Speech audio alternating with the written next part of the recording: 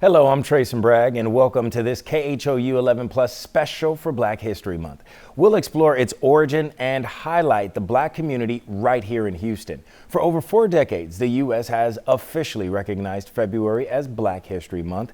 It's meant to encourage Black Americans to be more interested in their own history and heritage. But why do we celebrate in February? The idea first came about in 1926 when the Association for the Study of Negro Life and History sponsored National Negro History Week. They chose the second week of February to coincide with the birthdays of President Abraham Lincoln and Frederick Douglass. Then in 1976, on the 50th anniversary of Negro History Week, the group made the shift to Black History Month. And that same year, President Gerald Ford issued the first Black History Month commemoration. The end of slavery in the U.S. is often recognized by President Abraham Lincoln's Emancipation Proclamation of 1863. The news was delivered to slaves here in Texas more than 2 years later. In our story, Our History, we take a closer look at what is unofficially known today as the Emancipation Trail, a route formerly enslaved people took from Galveston to Houston in search of a better life. I spoke with a local historian to learn more about this very important part of American history.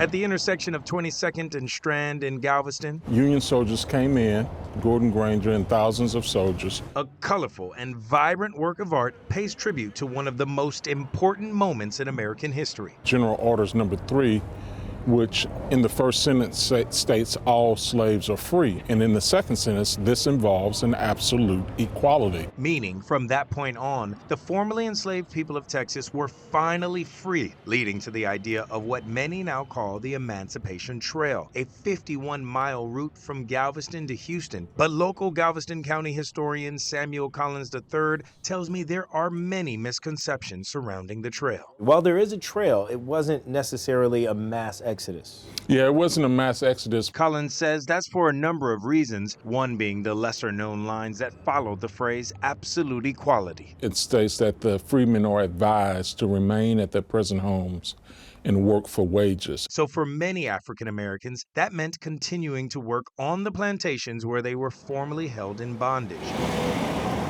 Collins also points out the vast majority of formerly enslaved here in the state of Texas weren't in Galveston. Some estimate 300,000 enslaved people in the state of Texas.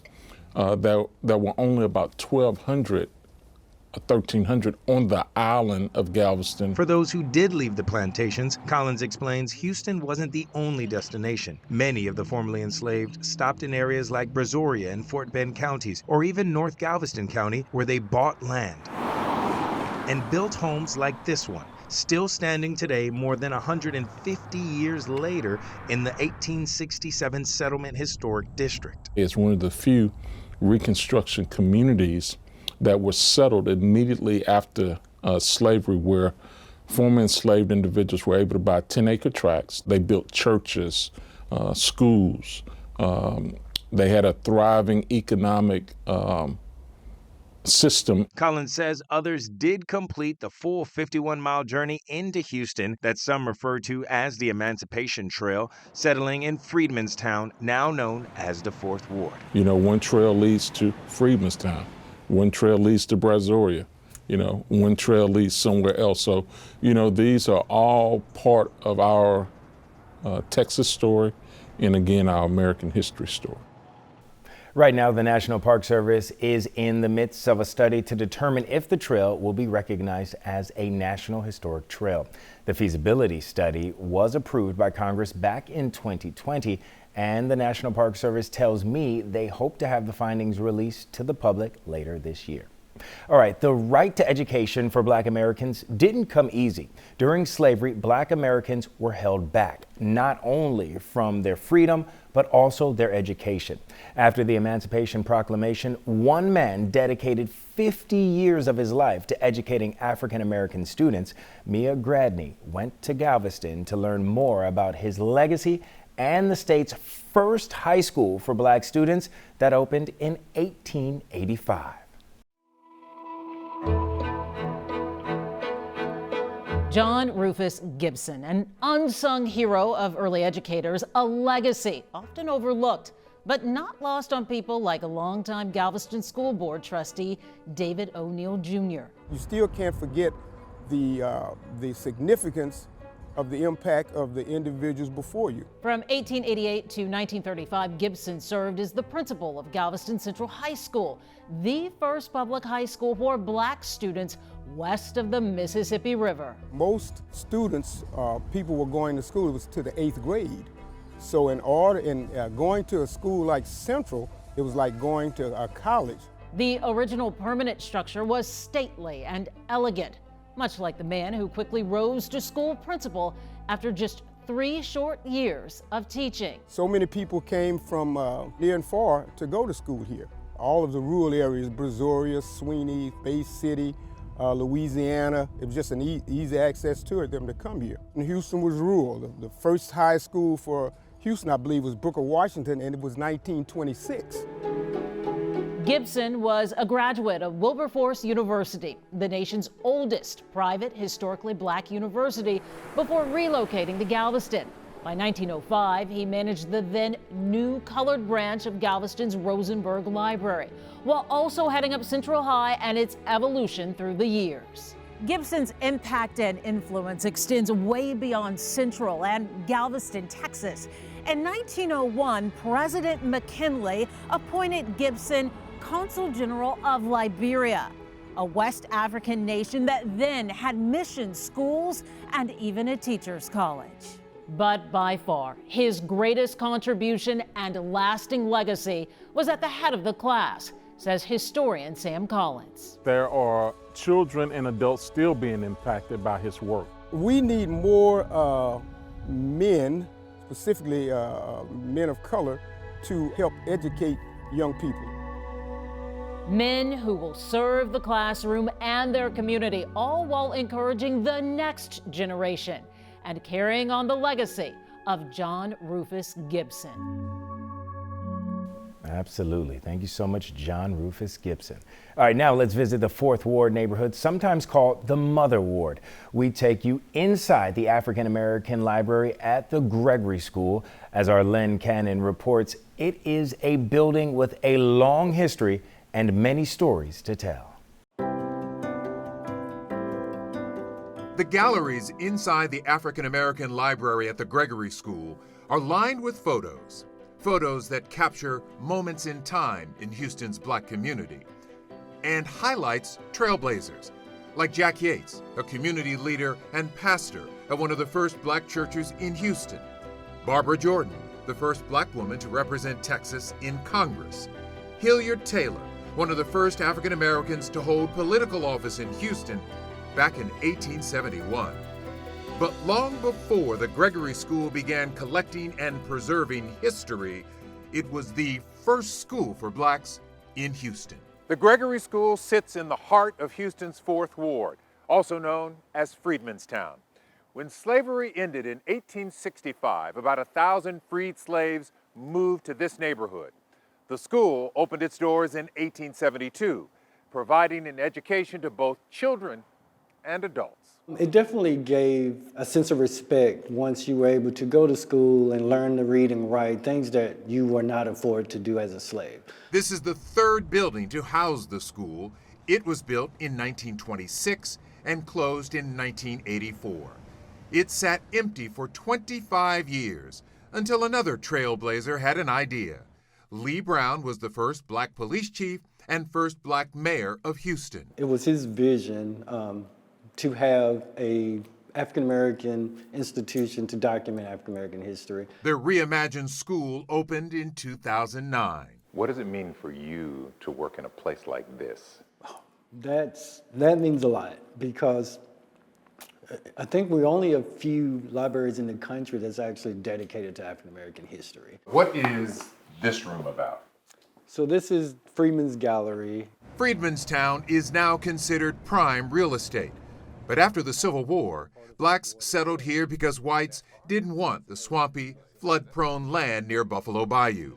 Now, the school that made history more than 150 years ago is keeping history alive. A powerful story there. Thanks so much, Len. Historic Black burial grounds are often hard to find because they are lost to history or simply forgotten. Stephen Goen shares the story of one Houston family fighting to save a burial ground that dates back to the 1800s. Off of I-610 in East Houston, in a part of town with only a few family homes left. They're trying to make this all industrial. But there are signs that point the way to a Black family's final resting place, the Pleasant Green Culbertson Cemetery. And my grandfather and his brothers carried the casket back there to the cemetery to bury him. But Mrs. Patricia Angel says it's harder to find now that the land surrounding it has been developed on. Only her son Patrick knows the way there. But it just makes me mad that I can't get back there to him. The path to the cemetery leads through an often locked metal gate and past a construction site. I don't think nobody should have to be buried in those kind of conditions. Then, a few yards into the woods, you'll see the tombstones. Some of them date back to the 1800s. Those are our people back there, so if I was dead, I would want somebody to help me out, come see me. It's a place this family feels was almost lost or demolished over the years, but now they hope to save it for future generations. Put it as a historical cemetery. We still remember that they were here. Experts tell us over time, many Black cemeteries have been similarly hidden or even worse. Cemeteries have been dug up and have been replaced by highways, streets, and other kinds of structures. A search of historical records show that many of the city's older Black burial grounds are hard to locate if they're even known. It's a fate this family wants to avoid. I'm the only one left, and if I'm the only one to fight, I'm gonna be the only one to fight. Age 61. They believe they still have a claim to the cemetery's land, originally purchased by Mrs. Angel's great-grandfather, and she says she'll never let it go for anything. And I mean that from the bottom of my heart. We can never forget the ancestors. Thanks so much, Stephen. Relatives who had never met are now linked by a common interest in honoring their ancestors. They are on a mission to claim land they say is rightfully theirs. Jason Miles first traveled to Cherokee County, Texas in February of 2023 for this story, and he caught up with the family again in 2024 for an update. Hidden underneath or alongside Lake Jacksonville's 1,300 flooded acres is part of the land to which a growing number of descendants are convinced they have a claim. We all kind of just meeting each other, actually. Byron Butler is among those who trace their ancestry to an enslaved woman named Gracie, who had children with her white slaveholder, Albartus Arnwine. Old records and a grandson, Sterling Arnwine's oral history suggest Albartus left land to Gracie when he died in the 1850s. We want the will to be administered as it should have been. Historians tell me intimate relationships between slaveholders and the enslaved were not unheard of, nor was the bequeathment of land. However, highly prejudicial court and legal systems usually stood in the way. I was like, wow. That was descendant Kimberly Crockett's reaction after recently learning the story. She lives in Texas, about 2.5 hours north of Jacksonville and Cherokee County, and feels more connected to her past than ever before. And it's not a money thing for me. It's just recognition, making sure that people get the proper recognition about everything. This online petition is drawing attention to the family's fight, while a fundraiser aims to raise money for an attorney. Meanwhile, several cities where either ancestors or descendants have ties have issued certificates or other honors. And this is a book the family hopes to publish in the very near future. I'm sure it's going to end up being a movie. One based on a family rooted in a small Texas town and a time long ago. Jason Miles, KHOU 11 News. Very important story there. Thanks so much, Jason. Many of us are curious to find out more about our lineage, but with Black Americans' ties to slavery, the search isn't always easy. Instead of census records, you're likely to start with slave schedules. Katira Winfrey takes a look at the improvements in ancestry resources and DNA testing. This is where I started, right here. Lillian Anthony has been on a journey of discovery to find out what and who has shaped her. I'd always looked at her like, she's one of the great ones. She shares DNA with the educator, activist, journalist, and formerly enslaved Ida B. Wells. My grandmother and Ida are first cousin. Anthony's search began years ago at what's now the Houston Public Library Clayton campus.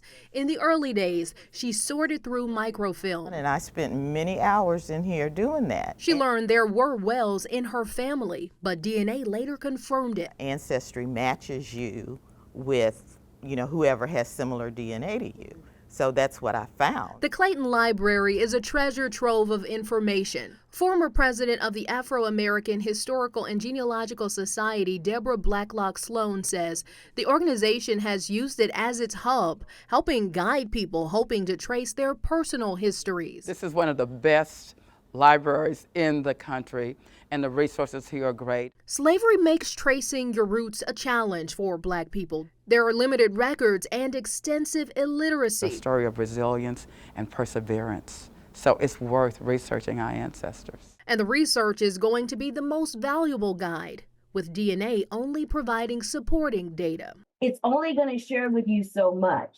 So you got to go back to looking at everything in its totality. Kimberly Gay is the academic librarian at Prairie View A&M University, and her curiosity around genealogy and ancestry started with learning more about this land that once had 1,000 enslaved people. With African Americans, you got to look at to realize that you're going to be looking at deed books, maybe breed books, the census record. Gay says when considering DNA testing, keep in mind the loss of autonomy and what you're willing to share. To me, it opens up more Pandora boxes. Often the DNA collected is saved in a database, potentially giving a variety of agencies access to DNA. So if you opt out of the DNA route, she says don't get discouraged. She's traced her family back to slavery and back to Sierra Leone without DNA. We hope that it's contagious, because everybody should want to know. Blacklock Sloan and Anthony say starting out can feel daunting, but hope you're inspired to just begin and see what you discover. Always start with who you know, and you just go back. It's definitely worth the research. Katira, thanks so much. All right, 2 local organizations are connecting Black Houstonians to their African roots. Ugochi Iloka shows us how both groups are trying to unite the African diaspora through a shared rich history and accomplishments. Think NPR Tiny Desk concert setup with so much more to uncover once you walk further into this space. This was the first president of Ghana, Kwame Nkrumah. Yeah, Ghana was the first president that got the independence on the continent. As for his U.S. connection, Dr. Martin Luther King Jr. attended his inauguration in 1960. The Society for Africans in the Diaspora Institute, also known as SAID, opened this Pan-African Library on Westheimer in 2019. Nelson Mandela, you should know this as well. That's Fela Anikulapo Kuti. Otherwise known as the father of Afrobeats. We didn't put the name because we want to just engage with people. But when you put the name, people start looking. This is not a museum, it's not a gallery. SAID's founder, Adebowale Folorunsho, says there is history here filled with hidden gems you won't get anywhere else. These you can't find in Barnes & Noble. These was Angola. These are collector's copies. Majority of our Black stories are told through the lens of civil rights movement, and that's great because we stand on the shoulders of all those great people that fought for us. But at the same time, our story exists before slavery. And this year, the SAID passport pamphlet is making its return with not only insightful new information, but trusted resources for people who want to travel to Africa for the first time. Take people from Houston to the continent as well. Lindsay Gary, she and our team do take people to Ghana. Another group looking to uplift the African diaspora is the Professional Association of Young Africans, also known as PAYA. If you have any type of interest in Africa or any type of connection or root in Africa, then our goal is to unite our demographic. The organization's founder, Olamide Kayode, started this group a decade ago. We're doing a global digital platform, an online digital membership. So people will have an opportunity to be able to come, to learn, to do different transformational workshops. Current and new members who join who've never visited Africa will get to experience it and other parts of the world. We will be stopping by and doing this world tour and doing these tour stops in different cities in order for us to meet, collaborate, give back, network. What both Said and Paya share is a common goal to positively connect people to the African diaspora, whether that be right here in Houston or across the globe. Ugochi Iloka, KHOU 11 News. Amazing work there. Thanks so much, Ugochi. In Houston's historic 3rd Ward, there's a home that's become a destination for authentic African art. Len Cannon takes us on a tour and introduces us to the founder of the Geit Gallery. This house in Houston's 3rd Ward is more than just a home. Inside, an explosion of modern African art, from statues to masks and paintings.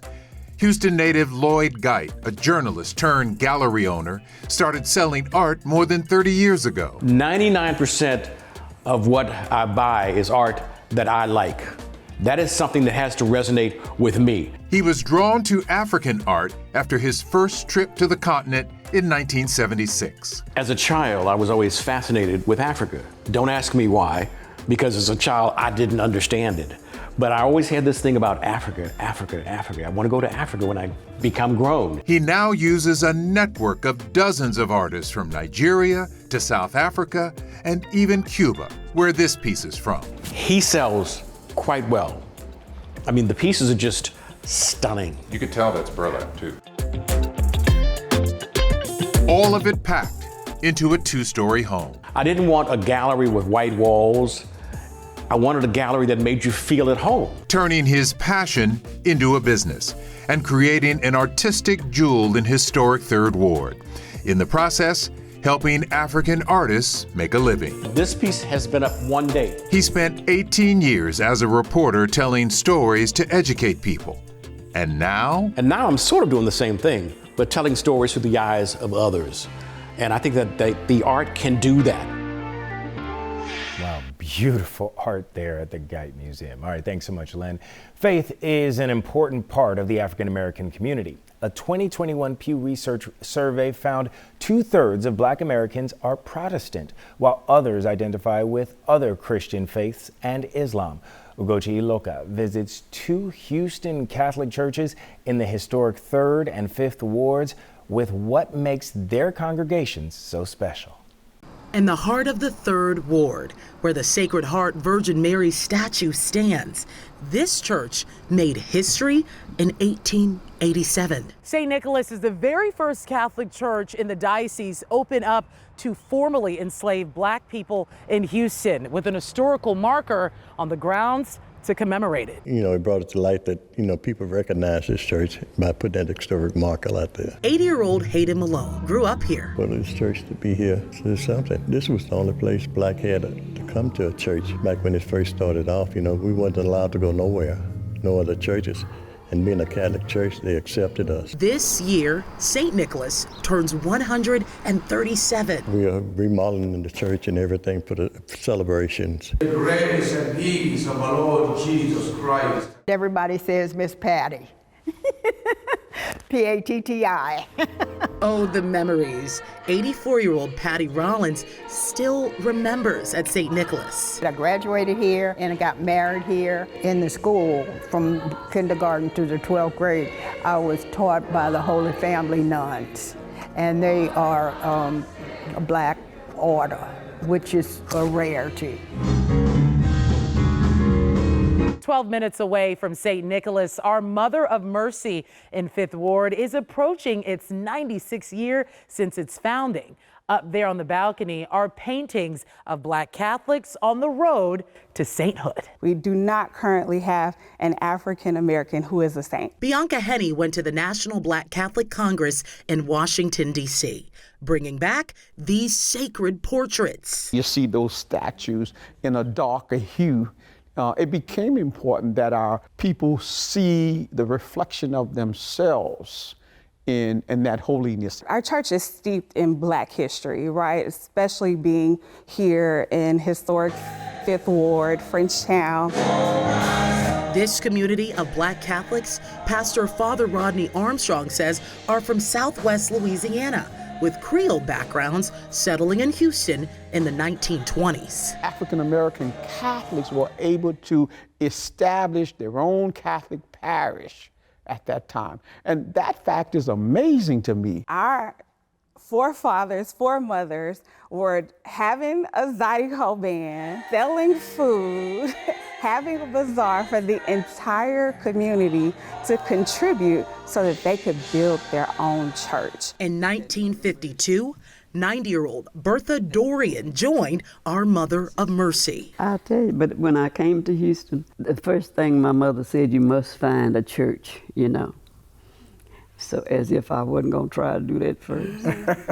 Our liturgy here is reflective of our culture as Black people, and we worship with expression. Both Houston churches showing the history of Black culture has a special place in the Catholic Church. Ugochi Iloka, KHOU 11 News.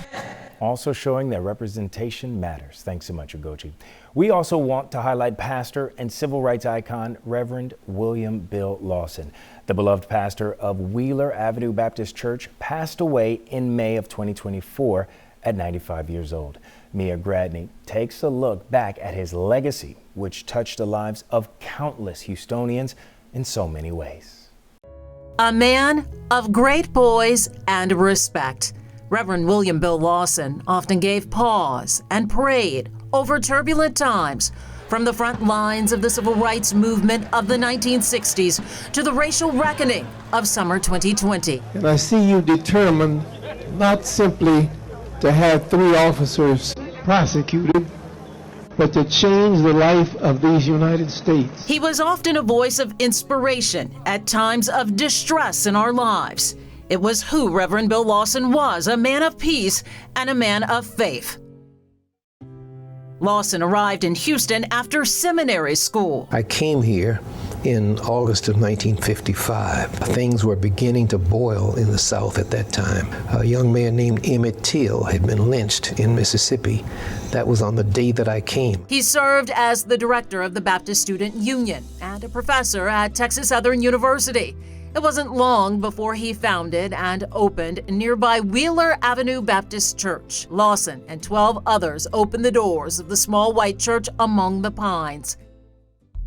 The year was 1962. John Kennedy was in the White House. The civil rights movement was spreading.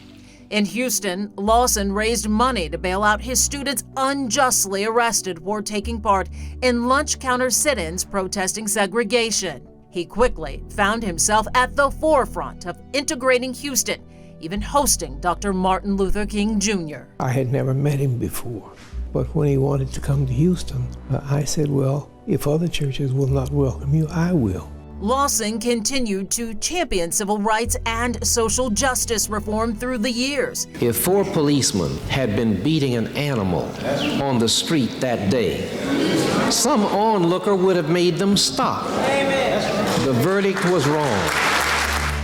He ushered in positive change decade after decade. This is a church that did intend from its very outset to have some influence on the neighborhoods around it.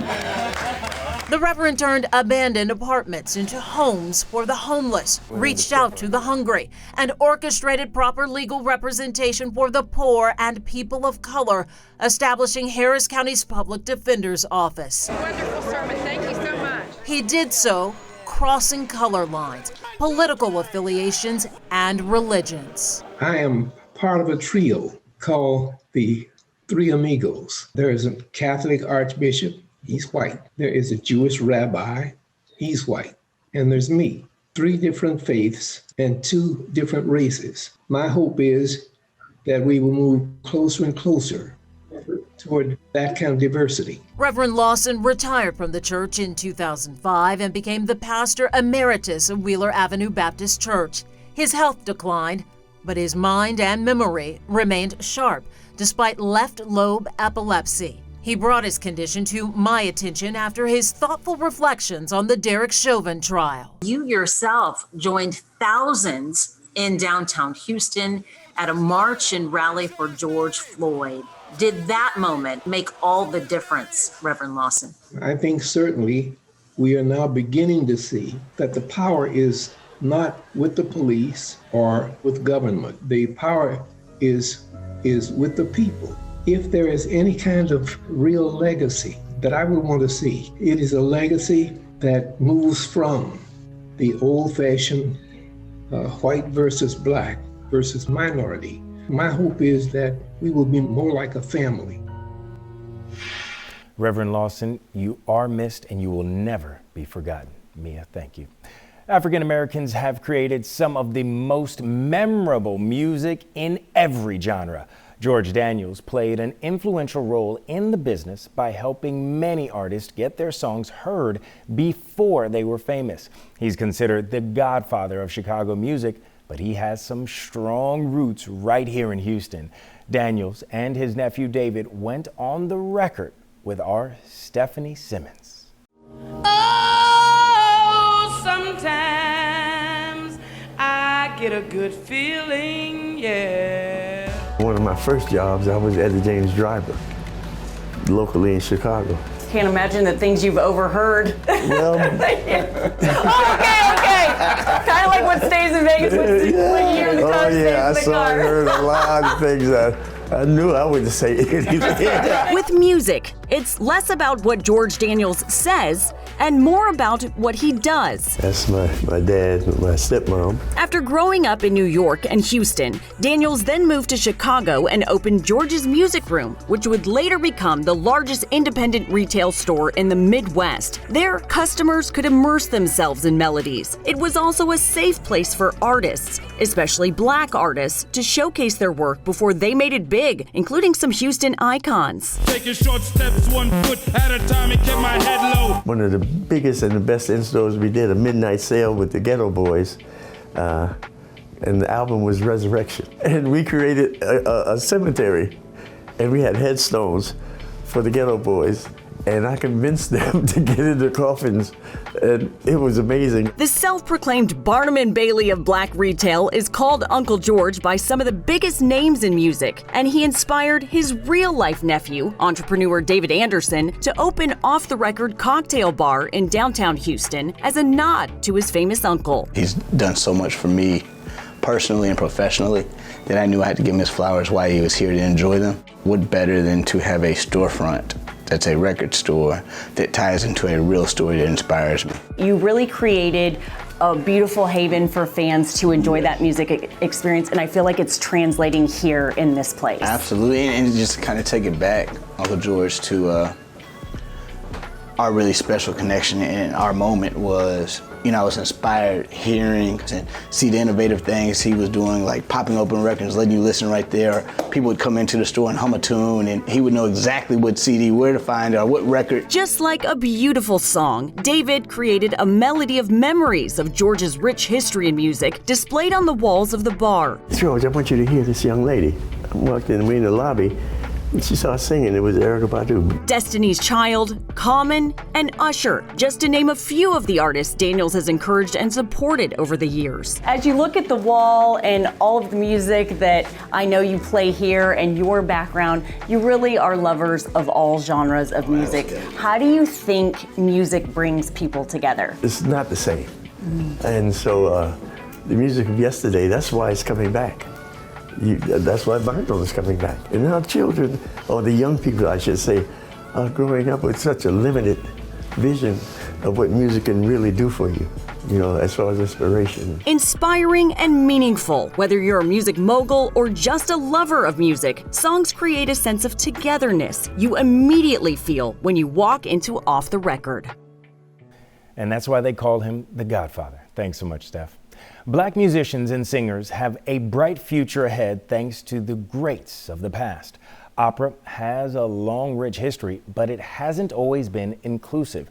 As we look back at those who blazed a trail for many, we hear from the current generation of the genre. Here's Len Cannon.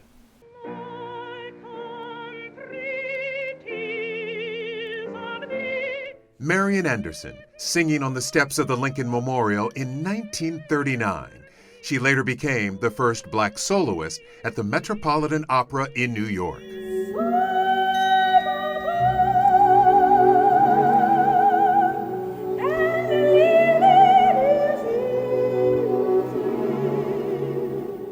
The acclaimed soprano Leontine Price hit the Met stage in 1961. George Shirley became the first black tenor to sing leading roles at the Metropolitan Opera. Just a few of the names who blazed a trail for a growing number of African-American opera singers today. My teacher says our voices should be like a bird that we let fly. Tenor Lawrence Brownlee is one of the world's most sought-after opera singers. I caught up with him and Houston-based soprano Nicole Houston as they prepared for a recent Houston concert. I love the challenge of continue trying to perfect my art form, what I do, and I just think it provides me a great opportunity to be an expressive artist. Expressive in an art form that is unique. Brownlee and Houston say opera singers use their entire bodies to deliver a song because they sing without microphones and learn to sing in a different language.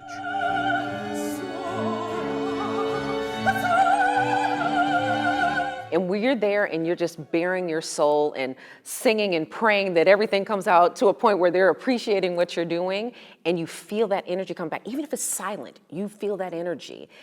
That is like electric to have. Brownlee and Houston are now mentoring and leading the way for younger African-American classical singers, like Corey McGee and Renee Richardson, Houston Grand Opera Butler studio artists, who performed at Wheeler Avenue Baptist Church last week.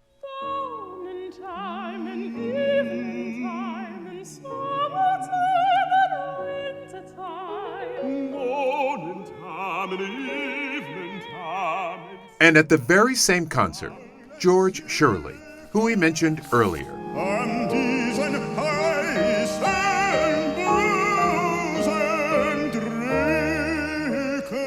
Still performing at the age of 88. Generations past and present, African-American opera singers reaching higher, lifting their voices, and singing. You love to see that. True talent can never be denied. Len, thank you. Now, we all know that Houston is usually well represented when it comes to Grammy nominations, right? Well, we sat down with a local artist who was nominated for Best Children's Music Album in 2024. Ron Trevino shares his story and the inspiration for his career. Encouraging kids to ask questions and learn. Curiosity, one of the songs off the Grammy-nominated children's music album, Taste the Sky. The artist is Houstonian Uncle Jumbo, whose real name is James Pendleton IV. Texas-born, a Houstonian since he was a teenager, he says the Grammy nomination was a great surprise. Your family must be so proud. Yeah, they are. They really are. And I got to work on this album with my family. It's a very family-involved album that got nominated. His wife, Anne Marie, is a songwriter, and his 5-year-old daughter, Ani, is a producer. She's also on the cover of the album. She's been the lens that I try to talk to the world with. Ani was born with a rare liver disease and had to have major surgery when she was just 3 weeks old. Praise to God, and so much of my love and thanks to all medical professionals and doctors who have been there. Uncle Jumbo says she's the inspiration for his career in children's music. Where you going? She is a strong, strong little girl, and we're just doing all we can to keep that going. Calling you up just to let you know I'll be there for you. Jumbo didn't always do children's music, but it seems like it's perfect for a musician and singer whose priority is family and positive vibes. I am all about everybody coming together. I'm about unity. I'm about love. I'm about us connecting as a people. Right there with every step, you'll always stay on my mind.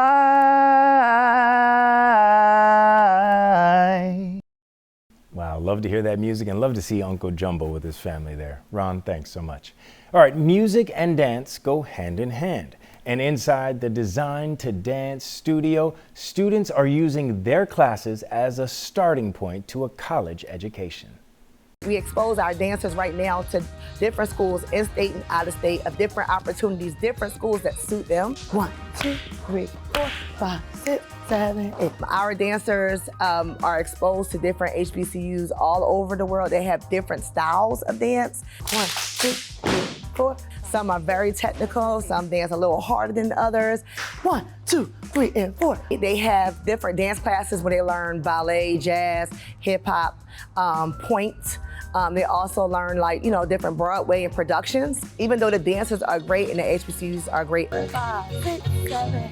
We make sure our dancers choose on the school first and then on dancing. Sometimes the students are not motivated to go to college, and I find something they like and use that and tell them to use what you like and get through school. Wow, some amazing moves there. Make you want to dance, right? All right. Step aerobics was a huge fitness trend in the late 80s and early 90s, and recently it's received a serious reboot. Mia Gradney takes us inside her turf, a Black-owned and operated Southwest Houston gym for women. Let's go! It's time to turn it up and turn it out. These ladies are ready to level up and step to it. At Her Turf, a women-centric gym, step aerobics is back. Yes, it's back. Now we put our own twist on it. You may not recognize it. I know I didn't. It's Vibe Step. What was a huge fitness trend in the late 80s and early 90s has gotten a serious reboot.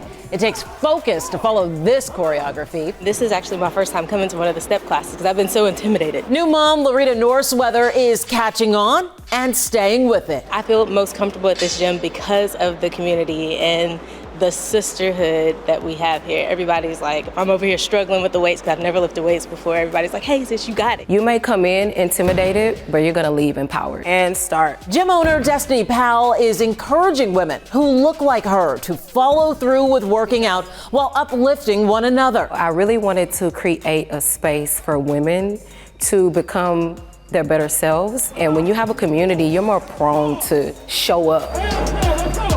And show out. It's exciting, so you kind of fill off the energy of other people. A lot of my girls, they go on trips together, they buy houses from each other, they hang out. Even when I'm watching their stories, I'm like, hello, y'all didn't invite me? Like, I'm the reason y'all are together. Together now in friendship, fitness, and feeling good. It's a total vibe. Friendship and feeling good. That's a vibe. Mia, I saw the moves, by the way. All right, thanks so much, Mia. As you've seen, Black culture is cemented throughout our city. That's why it's no surprise there are Black-owned businesses just about everywhere. Here's a look at just a few you can find across the Houston area. My name is J.L. Malone. How we started Black Market, I actually started with 7 vendors in the hallway of my film studio. People were doing markets in Silver Street Sawyer Yards at the time. So I kind of ripped that, right? I took those ideas and did it for our community, the Black community, vendors who didn't get that same quality of standard when it comes to marketplaces, and took that level of standard and excellence and applied that to Black Market, providing opportunities for these small businesses to have a space, a safe space for Black-owned businesses to be able to network, sell products, have fun, come out, walk your dog, bring your entire family and support Shop Black, Buy Black. I was the first Black female to go down to Arcola, Texas and open a funeral home. I am the president, Deborah Ali Williams. We provide traditional funerals. We do ship-ins in and from out of state. We do crowning ceremonies. We do traditional burials, and we also do butterfly releases, balloon releases, you name it. We are a one-stop show. Why a funeral home? Well, initially it wasn't my first thing I wanted to do. I wanted to become a police officer. Then my dad, who had been in the funeral industry for quite some time, said, why don't you think about going into the funeral industry. And this is a difficult industry to be in. I love every family that we care for, and I truly try to give them the best, whether they can afford the best. I can't change the process, but I can definitely make it a lot easier for them. My name is Kristen Breckenridge, and my business is Third Eye View. We're a community-based eyewear brand in the Edo area. We specialize in networking and collaborating with local nonprofits to provide vision care, contact fittings, eyewear exams for the less fortunate, and professional and prescriptions and fashionable frames for everyone. We have a frame to fit any face.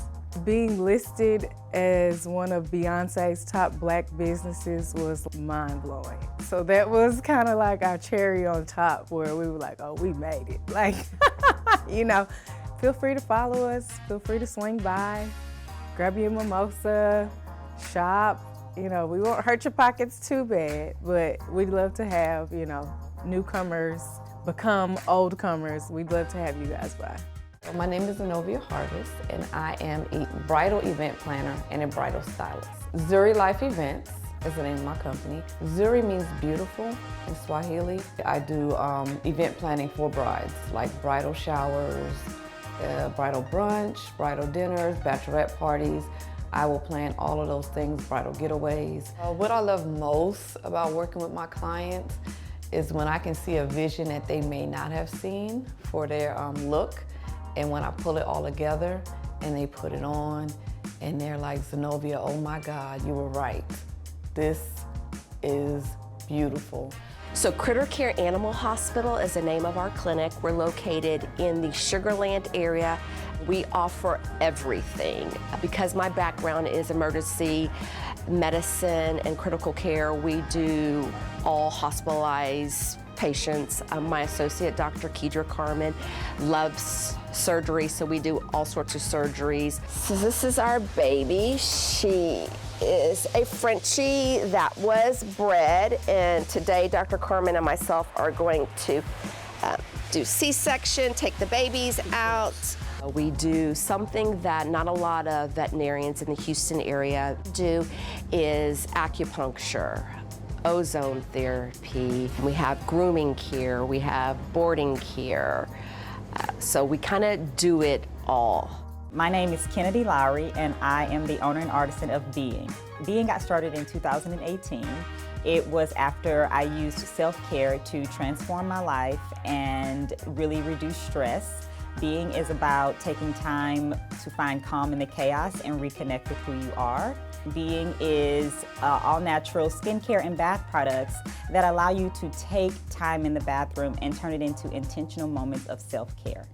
Our product line include things like salt baths and milk baths, as well as facial masks. For the immediate future of my business, I hope to expand my customer base by growing internationally on Amazon store.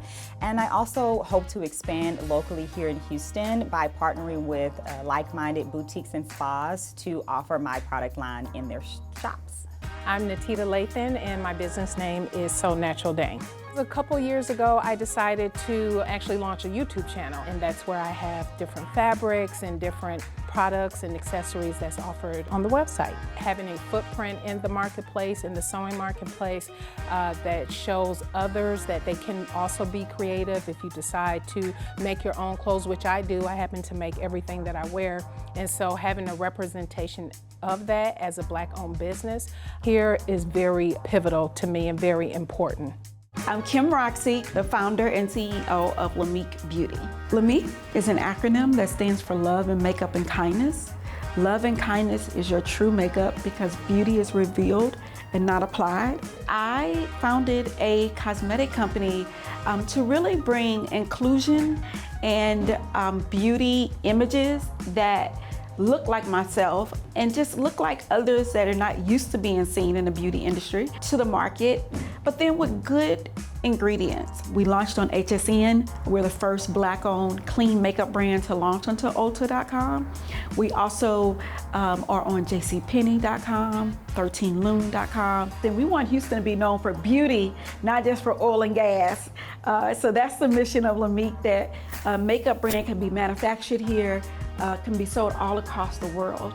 My name is Randy Shelby, and I'm one of the co-owners of the Black Store Beauty Supply Experience here in Sunnyside, Texas. My name is Lloyd Ford. I'm co-owner here at the Black Store. I think the biggest thing that sets us apart are our Black-owned items and brands and the different people that we expose to just here locally. We also offer a lot of hygiene and skincare products that you may not see just cater for our community here. It means a lot to be classified as a Black business owner to me. I think it just established more pride, and I think that's the reason why we even call it the Black Store here. We just wanted to be so upfront and present that the community know that we're here, who we're for, and exactly who to support. Good morning, good morning. Name is Chris Green, owner of fitness brand Mean Green Training. 10 to 12, 10 to 12. So at Mean Green, we're group training, right? But we give a personal training feel to it. With us specifically, we want people to feel good and look good. Keep it up, family, 15 seconds, 15 seconds.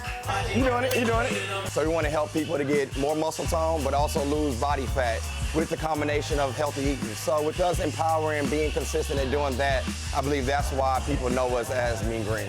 My name is Demetrius Walker. I'm the owner and founder of Meek's Vegan Pizza. I decided to open Meek's Vegan Pizza because I felt that people needed to have a plant-based alternative to something that they've loved and enjoyed all their lives, but they needed something that was not only good for them, but good for the environment, good for our fellow species on Earth. In the future, Meek's Vegan Pizza will be a household name. So far, we've already sold over 15,000 cholesterol-free plant-based pizzas. We plan to sell millions. Hi, I'm Terry Williams Jr., and we are here at Upper Kirby Bistro at 5 Central in River Oaks, Houston, Texas. We want Houston to love us, not just because of a great menu, but because Houston knows that we love them back. So we try to support the community. We try to get engaged in things that are doing great things in the community. If you're celebrating something happy, come on out, have a toast, have an awesome meal. But also if you're enduring hardship, you can come here and you can know that you're in a place where we love you and we're honored to serve you. We want to serve you some good comfort food in that time when you need it the most. We are the couple who's made a small vegan dent in the population, which is known as Houston, Texas. My name is Courtney Lindsay, Chef Courtney Lindsay. My wife is Chastity Lindsay. Mo Better Brews was birthed out of a problem in Houston, and there was nowhere to go get vegan breakfast. We could wait until brunch, and you might find some options here or there, but there was nowhere dedicated to a vegan breakfast, and so we decided to solve that problem. So this is chicken fried shrooms and grits flight. So basically it's 3 different variations of our chicken fried shrooms, one with hot honey, one with trill sauce, and one with our Cajun Alfredo sauce. If you're ever in 3rd Ward, Museum District, visit us at Mo Better Brews, 1201 South Moore. We would love to have your visit. We're open every day except Monday, live music on Fridays, and DJs during the weekend. My name is Ivy Walls, and I'm the owner and operator of Ivy Leaf Farms and Fresh House Grocery. Fresh House Grocery is a farmer-owned grocery store inside of Sunnyside, Houston, Texas. So me and my business partner and fellow farmer, Jeremy Peaches, we got together and decided that we needed to bring a grocery store to our neighborhood. We needed an outlet for our produce, and our neighborhood and community members also needed a source of fresh produce. People come from all over. We've had people come from Woodland, Spring, even Beaumont to come to our grocery store because not only are we doing something different, but we are Black farmers who have historically been underrepresented in Houston. We are Black farmers that are standing up and saying, hey, not only are we creating a food system, but we're doing it well and we're doing it for our neighbors. That's right, doing it well every day. Please support those Black-owned businesses and others in your community if you can. All right, thank you so much for joining us for this KHOU 11 Plus special celebrating Black History Month and highlighting the deep-rooted history of the Black community right here in Houston. We hope you had as much of a good time as we did, right? All right, remember, you can watch this special whenever you want, on demand, right here on KHOU 11 Plus. Have an absolutely beautiful day, and we'll see you next time.